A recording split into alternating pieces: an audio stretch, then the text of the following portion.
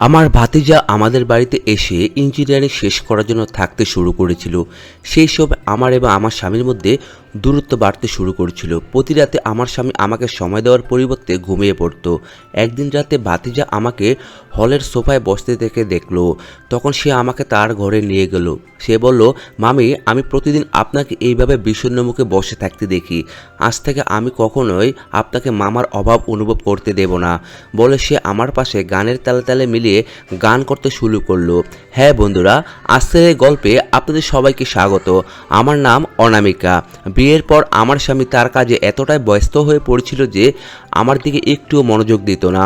ঘরে তার সঙ্গী বলতে ছিল আমার 60 বছর বয়সী শাশুড়ি, যার সেবা করা আমাকে অনেক কঠিন মনে হতো না। তবে স্বামীর সঙ্গে দূরত্বের কারণে আমি বেশ চঞ্চল হয়ে উঠছিলাম। আজকের রাতে আমি খুব খুশি ছিলাম, কারণ পরের দিন রবিবার আর আমার স্বামী আমার সঙ্গে থাকবে। রাতে ঘুমানোর আগে আমি মহেশকে বললাম, কাল তুমি কোথাও যাবে না, কারণ কালকের দিনটি পুরোপুরি আমার হবে। আমাদের মধ্যে কেউই কাল বাধা দিতে পারবে না। তখন মহেশ বলল, অনামিকা, আমার একটা কথা বলার ছিল। আমার চাচাতো বোনের ছেলে অভিষেক আগামীকাল থেকে কিছু বছর আমাদের বাড়িতে থাকবে। তার ইঞ্জিনিয়ারিং পড়াশোনা করতে হবে, তাই সে আমাদের বাড়িতে পড়াশোনা করবে।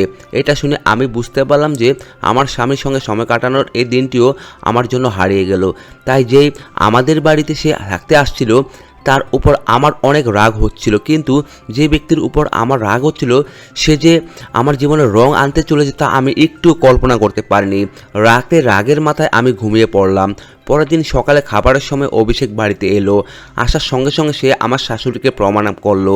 তারপর সে আমাদের কাছে এলো। তখন মহেশ বলল, ভাতিজা, পায়ের ছোঁয়া কখনো দেখতে নেই।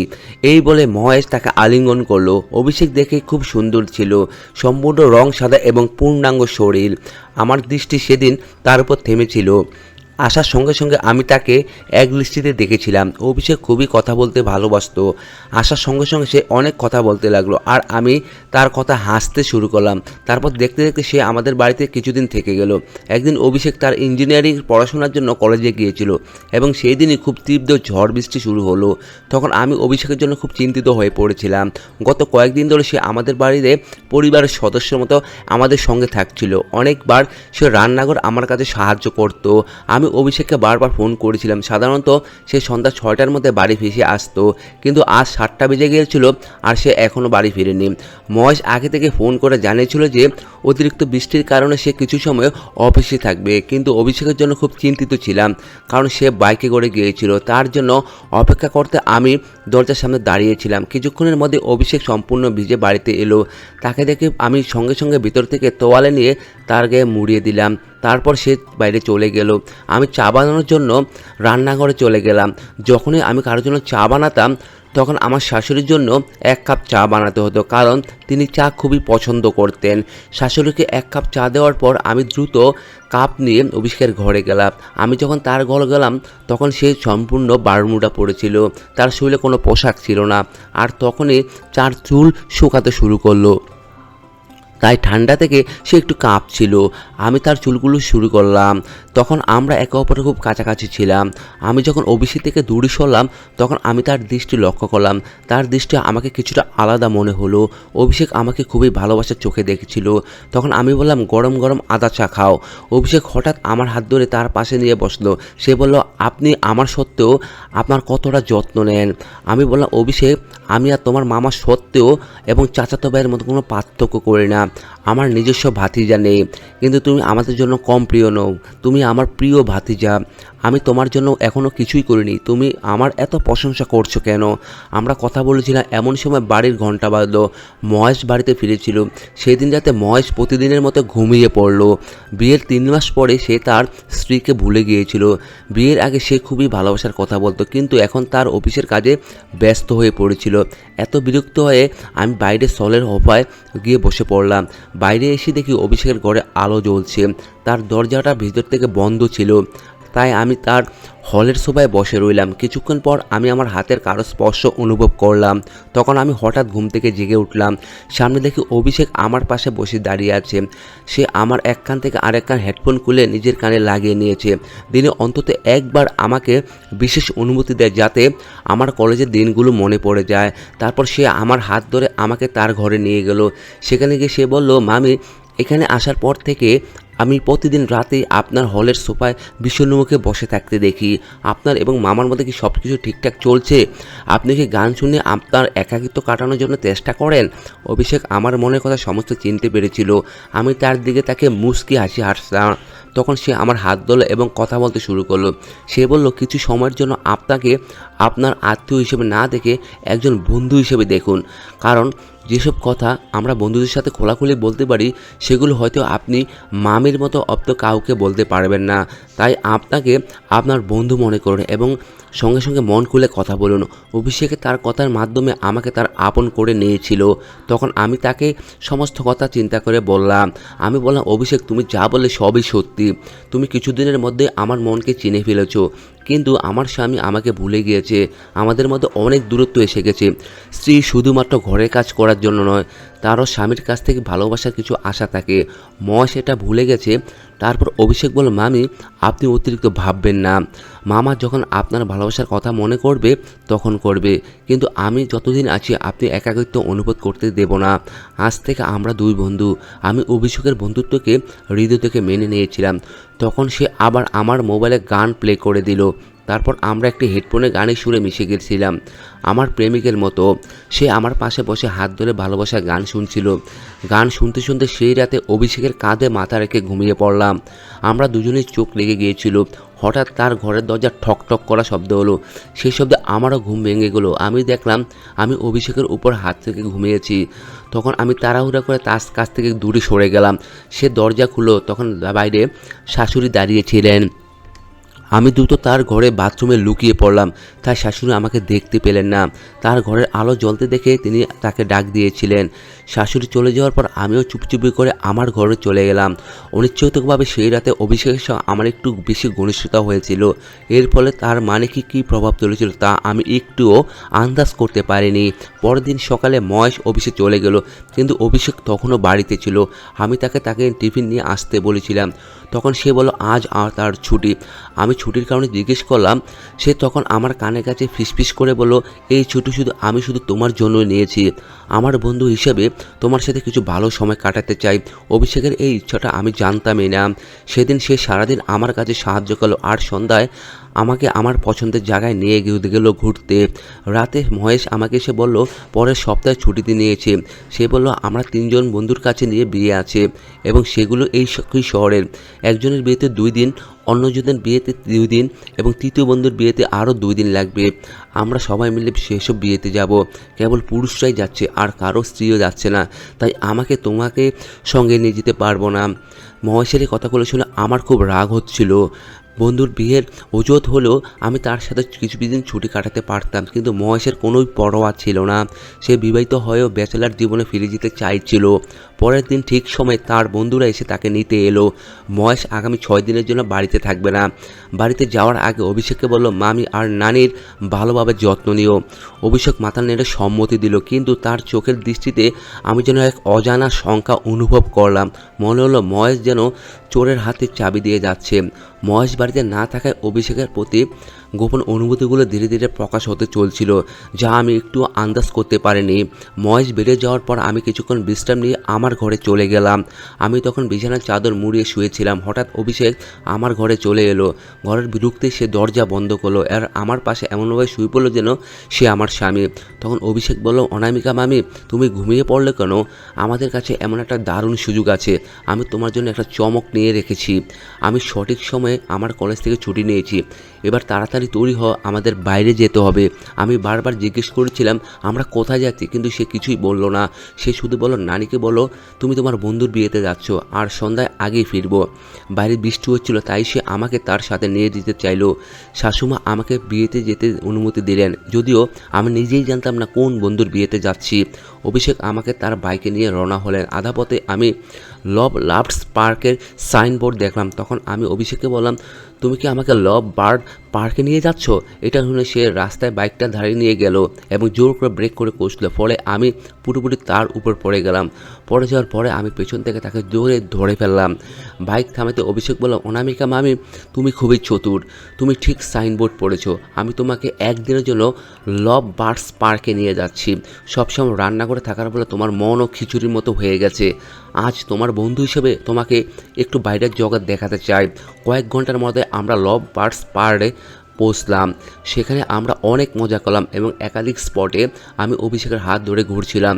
আর অনেকে আমাদের দম্পতি ভেবে ভুল করেছিল। অভিষেক কখনো আমার কোমরে হাত দিয়ে, কখনো বা কাঁধে হাত দিয়ে আমার সঙ্গে ছবি তুলছিল। সন্ধ্যা 7টার আগে আমরা বাড়ি ফিরে এলাম। বাড়ি থেকে বের হয়ে আমি অনুভব করলাম যে বাইরের জগতে অনেক সুন্দর জীবন আছে। সেই রাতে আমাদের কলেজের গ্রুপে আমরা এক বান্ধবী বিয়ে কার্ড দিল। বিয়েটা খুব তাড়াতাড়ি ঠিক হয়েছে, পরের দিনই বিয়ে। আমি ভাবছিলাম শাশুমা কি কিছু বলবো। সেই রাতে অভিষেক আমার ঘরে এলো। সে আমাকে সাহস দিল এবং বলল, যা সত্যি তাই বলে দাও। আমি শাশুমাকে সত্যি কথাই বললাম। তিনি আমার কথা বিশ্বাস করলেন। পরের দিন যখন আমি বিয়েতে যাওয়ার জন্য তৈরি হচ্ছিলাম, অভিষেক আমার আশেপাশে ঘুরছিল। সে কখনো আমার শাশুড়ির সাথে মিলিয়ে দুল এনে দিচ্ছিল, আবার কখনো ব্লাউজের ফিতা বেঁধে দিচ্ছিল, কখনো আমার চুল ঠিক করে দিচ্ছিল। তার হাত বারবার আমার পিঠে পড়ছিল। আমি জন্য এক প্রেমিক প্রেমিকার মতো একে উপরে খুব কাছাকাছি ছিলাম। অভিষেক আমার ছোটোখাটো বিষয়গুলো খুবই যত্ন নিচ্ছিল। তার ভালোবাসা আমার মনকে ধীরে ধীরে দখল করে নিচ্ছিল। সেদিন আমি খুব সুন্দর করে সেজেছিলাম, তাই রিক্সা চেপে বিয়েতে আমি আমার মেকআপ নষ্ট করতে চাইনি। আমি মহেশকে আমার বান্ধবীর বিয়ের কথা জানিয়েছিলাম। বিয়েটা আমাদের শহরে ছিল, তাই মহেশ বলল অভিষেকের সাথে নিয়ে গাড়িতে চড়ে যাও। অভিষেক এক পায়ে দাঁড়িয়ে আমার সাথে যে কোনো জায়গায় যেতে প্রস্তুত ছিল। সেদিনও সে সেজেগুজে আমার সাথে বের হলো। অভিষেক যেদিন খুবই সুদর্শন ছিল এবং আমার দৃষ্টি তার উপর নিবদ্ধ ছিল। আমি বিয়েতে তাকে ড্রাইভার হিসেবে যাইনি, তাকে আমার সাথে বিয়ের হলে নিয়ে ভিতরে গেলাম। আমার অনেক বান্ধবী মহেশকে দেখেনি, তাই তারা অভিষেককে আমার স্বামী মনে করছিল। তারা মজা করতে লাগলো, তুই এমন একটা হিরের কোথা থেকে পেলি রে? কাশ আমার স্বামীও তো এত হ্যান্ডসাম হতো। তারা নিজেদের মধ্যে কথা বলছিল আর হাসছিল। তাদের সন্দেহ দূর করতে আমি বললাম, এটা আমার স্বামী নয়, এটা আমার ভাতিজা, কিছুদিনের জন্য আমাদের বাড়িতে এসেছে। তখন সবাই বলতে লাগলো, তোর ভাগ্য খারাপ, এত কেন? আমরা বলছিলাম যে অভিষেক তোর স্বামী, কিন্তু বান্ধবী অভিষেকের চারপাশে জড়ো হয়ে তোর সাথে কথা বলতে লাগলো। সে খুব মিশুক ছিল। তখন আমার সবচেয়ে কাছের বান্ধবী আমার কাছে এসে নিজের সমস্যার কথা বলতে লাগলো। সে বলল, আজকাল আমার স্বামী আমার কোনো খেয়ালই রাখে না। সে যদি আমার ভালোবাসার পরোয়া না করে তাহলে আমিও তার জন্য ভাববো না। আমি এমন একজন প্রেম পেয়েছি যে আমার অভিষেকের মধ্যে সুদর্শন আর যুবক। কয়েক মাস ধরে আমি সোশ্যাল মিডিয়াতে কোনো ছবিই দেখিনি। মনে হচ্ছে তুমিও কোনো কারো বিবাহিত জীবনে বিরক্ত। কেন তুমি মহেশের চিন্তা করে সময় নষ্ট করছো? তোমার সামনে ক্যাডবেরি থাকতে কেন তুমি বিস্কুট নিয়ে বসে আছো? যদি মহেশ তোমার পরোয়া না করে তাহলে নিজের চাহিদা পূরণের জন্য অভিষেককে নিজের কাছেই রাখো। আমি তো দেখছি অভিষেক তোমার প্রতি বেশ বিশ্বস্ত। এতগুলো মহিলার ভিড়ে দাঁড়িয়ে থাকা সত্ত্বেও তার চোখ তোমার উপরেই পড়েছে। তুমি এখন আর কী নিয়ে চিন্তা করছো? জীবনের প্রেমের মুহূর্তগুলো অভিষেকের সাথে উপভোগ করে নাও। কিরণের কথাগুলো একদম ঠিক ছিল। সেই রাতে আমি নিজে অভিষেককে আমার ঘরে ডেকে নিলাম। সে ঘরে ঢুকতে আমি ইচ্ছে করে তার রাতের পথে নাইটি পরেছিলাম। আমাকে দেখে অভিষেক দেখে চোখ ডেকে পেল এবং সে ঘর থেকে বেরিয়ে দিতে চাইলো, কিন্তু তার হাত ধরে আমি টেনে ঘরের ভিতরে নিয়ে আসলাম। তারপর আমি বললাম, অন্যায় অভিনয় বন্ধ করো। তোমার মুখ কতটা ভালোবাসা আছে আমি সেই ভালোভাবেই বুঝেছি। এখন নাটক বন্ধ করো। এই শুনে অভিষেক বলল, অনামিকা ম্যামি, কিছু কিছু জিনিসের মজা আমাকে নিতে দাও। শুরুতে কেনই তুমি বা এত ছোট পোশাক পরে আমার সামনে এলে? আগে তুমি সম্পূর্ণ গা ঢাকা পোশাক পরো। সব কিছু যদি আগে তুমি নিজেই করে ফেলো তাহলে আমি কিভাবে তোমাকে আনন্দ দেব? সে ঠিকই বলেছিল। আমাকে অভিষেকের সঙ্গে ছোট ছোট বিষয়গুলো ভালোবাসার স্বাদ নিতে হবে। আমি তখন গা ঢাকা দিয়ে পোশাক পরে এলাম। তারপর অভিষেক আমাকে পুরো তার বুকে টেনে নিল। সে আমার সঙ্গে কথা বলতে শুরু করলো। কিছুক্ষণ পর আমাদের গভীর আলাপ চলছিল, যা আমাদের জানা ছিল। তখনই শাশুড়িমার গলা শোনা গেল। তাকে আমার কাছে হাঁটুতে তেল লাগানোর কাছে এনে বললেন, না আমি চাইলেও আমি 15 মিনিট ধরে তার তেল মালিশ করলাম। তারপর আমি যখন আমার ঘরে ফিরলাম, অভিষেক তখন সেখানেও দেখতে পেলাম না। তার ঘরে গিয়ে দেখলাম সে ঘুমিয়ে পড়েছে। পরের দিন সকালে আমি অভিষেককে একটু রাগান্বিত দৃষ্টিতে দেখছিলাম। আমি রান্নাঘরে কাজ করছিলাম। সে আমার কাছে পেছন দিকে এসে জড়িয়ে ধরিয়ে বলল, অনেকে মামি রাগ করবেন না, রাগ করার কোনো প্রয়োজন নেই। আজ আমি তোমার জন্য একটা রোমান্টিক চমক রেখেছি। আজকের রাত পুরোপুরি তোমার আর আমার। আজকে বুঝতে পেরেছিলাম অভিষেক আমার চেয়েও বেশি রোমান্টিক। রাতে আমি ভালোভাবে সেজে উঠলাম এবং শাশুমাকে ঘুমের ওষুধ খাইয়ে দিলাম যেন তিনি আমাদেরকে বিরক্ত না করেন। রাতে আমি অভিষেকের ঘরে গেলাম। তার ঘরে হৃদয়ের আকারে অন্ধকার সাজে দুটি বালিশ ছিল। বিছানায় ফুলের পাপড়ি ছড়ানো ছিল এবং সেই ঘরের সুগন্ধি এতটাই মধুরময় ছিল যে আমার মন মুহূর্তে মুগ্ধ হয়ে গেল। তার প্রস্তুতি এতটাই ভালো ছিল যে আমি মুগ্ধ হয়ে গেলাম। আমি খুব উৎসুক ছিলাম এবং কীভাবে আমাকে সে খুশি করবে। কিন্তু ঘরে অনেক সাজসজ্জা থাকলো, কোথাও দেখা যাচ্ছিল না। আমি তাকে বাথরুমেও দেখলাম না, তার ফোনও লাগছিল না। সে কি মজা করছে নাকি? তখন আমার মন কিছুটা ভারাক্রান্ত হয়ে গেল। তখনই আমার নজর পড়ল তাঁর বিছানায়। সেখানে একটি চিঠি লেখা ছিল। সেই চিঠিতে খুলতে আমার সব আশা নিমেষেই ভেঙে গেল। অভিষেক সেই চিঠিতে লিখছে, মামি, আমি আসলে আপনার সৎ ভাইপো নই। আপনার মামি সেই শহরের শান্তিনগরে থাকেন। আপনি শহরে 2টি শান্তিনগর আছে, আমি ভুল করে আপনার বাড়িতে চলে এসেছি। কাকতালীয়ভাবে আপনার ভাইপো সেই সময় আপনার বাড়িতে আসার কথা ছিল। যখন আমি আসি তখন থেকে আপনি আমাকে অভিষেক নাম ডাকা শুরু করেন।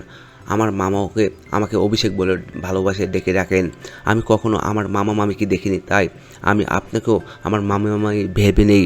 কিন্তু কিছুদিন পূর্বে আমার মায়ের কাছে মেসেজ পেলাম আমার আসল মামা মামি কিছুদিনের জন্য গ্রামে গেছেন। গ্রামে আমাকে যখন আসল ছবি মামা মামি পাঠালেন তখন আমি বুঝতে পারলাম যে আপনি আমার আসল আত্মীয় নন। কিন্তু মামি, আপনি আমাকে আপনার আসল মামি বলে গ্রহণ করেছিলেন। আপনি আমার খুব যত্ন নিয়েছিলেন। আপনি আমার বিবাহিত জীবনে অসুখী ছিলেন। তা জানার পরও আমি এই বিষয়ে মামার সঙ্গে কথা বলতে পারিনি। তাই আমি সিদ্ধান্ত নিলাম কিছুদিনের জন্য হলেও আপনাকে খুশি করতে হবে। আমার উদ্দেশ্য ছিল আপনাকে আনন্দ দেওয়া, কিন্তু আপনার সঙ্গে কোনো ভুল করতে পারবো না, কারণ আমি আপনাকে মামির দৃষ্টিতেই দেখেছি। আপনার সঙ্গে কিছু সময় কাটিয়ে আমি যতটা সম্ভব আপনাকে খুশি করার চেষ্টা করেছি। এখন আমাকে ক্ষমা করুন, আমি আপনার সঙ্গে কোনো ভুল কাজ করতে পারবো না। যে ভালোবাসা আপনি আমার মধ্যে খুঁজেছিলেন সেটি আপনাকে আপনার স্বামীর মধ্যেই খুঁজতে হবে। যেভাবে আপনি আমার সঙ্গে খোলামেলা কথা বলতেন সেভাবে একবার মামার সঙ্গেও কথা বলে দেখুন। নিশ্চিতভাবে তিনি আপনার ভালোবাসা বুঝতে পারবেন। আবার ক্ষমা করে চাইছি। অভিষেক চিঠি পড়ে আমি ঠিকই বুঝতে আর বাকি রইল না যে সে আমার ভাইপো ছিল না। তখনই মহেশের ফোন হলো। মহেশ খুব তাড়াহুড়োকে বলল, অনামিকা, আজ রাতে মাকে নিজের ঘরে নিয়ে রাখো। তোমরা দুজন ঘরের বন্দি করে নাও। কিছুক্ষণের মধ্যে আমার মোবাইলে দিদির মেসেজ এলো। আমেরিকা থেকে দিদির ছেলে কিছুদিনের জন্য আমাদের বাড়িতে আসার কথা ছিল, কিন্তু কিছু কারণে সে আসতে পারেনি। কিছু নেটওয়ার্ক সমস্যার কারণে দিদি আমাকে ফোন করতে পারেননি। এখন দিদির মেসেজ পেয়েছে, তখনই বুঝলাম আমাদের আসল ভাইপো আমাদের শহরে আসেনি। গত কয়েকদিন ধরে আমাদের বাড়িতে একজন ভণ্ড অভিষেক সেজে এসেছিল। তুমি একদম চিন্তা করো না, আমি এখান থেকে বের হয়ে যাচ্ছি। দ্রুতই বাড়ি পৌঁছবো। আমি তাকে পুলিশে ধরিয়ে দেব। মহেশ আমাকে যা বলেছিল তা আমি আগেই বুঝে ফেলেছিলাম। অভিষেক ভুল করে আমাদের বাড়িতে চলে এসেছিল, কিন্তু সে আমার প্রতি কোনো খারাপ দৃষ্টি দেয়নি। সে আমাকে অনেক কিছু শিখিয়ে গেছে এবং আমার জীবনে কিছুক্ষণ হলেও খুশির মুহূর্ত নিয়ে এসেছে। আমি তার উপর রাগ করিনি। পরের দিন মহেশ বাড়ি এলো, কিন্তু তার আগেই অভিষেক চলে গেছে। আমি মহেশকে সেই চিঠি দেখাতে পারিনি, কারণ আমি তাকে জানালাম অভিষেক আমার সঙ্গে স্বীকার করেছে এবং সে যে ভুল করে আমাদের বাড়িতে চলে এসেছে তারও আমাদের মতোই ভুল ধারণা হয়েছিল। সে এই কদিনের জন্য আমাদের বাড়িতে কিছুই করেনি, তাহলে আমরা কেন তাকে কোন অধিকারে পুলিশে ধরিয়ে দেব? মহেশ আমার কথা বুঝতে পেরেছিল। অভিষেক একটি ভালো পরিবারের ছেলে ছিল। সেই দিনই অভিষেক তার আসল মামা মামির সঙ্গে আমাদের বাড়িতে চাইতে ক্ষমা নিয়ে আসলো। আমি কিছু ভুল বোঝাবুঝি হয়েছিল, কিন্তু সব কিছু ফেলে দিল। তখন মহেশ তাকে ক্ষমা করে দিল, কারণ অভিষেক একটি ভালো পরিবারের ছেলে ছিল। সে আমাদের থেকে ক্ষমা চেয়ে চলে গেল। সে ভণ্ড হয়ে এসেছিল, কিন্তু আমাদের জীবনে কিছুক্ষণ হলেও ভালোবাসার মুহূর্ত দিয়ে এনেছিল। সে আমাকে সত্যিকারের ভালোবাসার অর্থ শিখিয়ে দিয়েছে। সে আমাকে এটা শিখিয়ে দিয়েছে যে সবসময় সবই আমাদের মনের কথা বুঝতে পারে না। যদি কেউ আমাদের মনের কথা বুঝতে না পারে তাহলে আমাদের মনের প্রকাশ করতে হবে, যাতে অপর ব্যক্তি আমাদের বুঝতে পারে আমাদের কী প্রয়োজন। আমি কতটা একা হয়ে পড়েছিলাম এটা সব আমি মহেশকে জানিয়েছিলাম। সেদিন থেকে প্রতি 3 মাস অন্তরত আমার স্বামী মিলে কোথাও না কোথাও আমরা বেড়াতে যাওয়ার পরিকল্পনা করি। মহেশ আমাকে সময় দিতে শুরু করলো। শিক্ষণীয় বিষয়, যদি কেউ আমাদের অনুভূতি বুঝতে না পারে তাহলে আমাদের সেটি প্রকাশ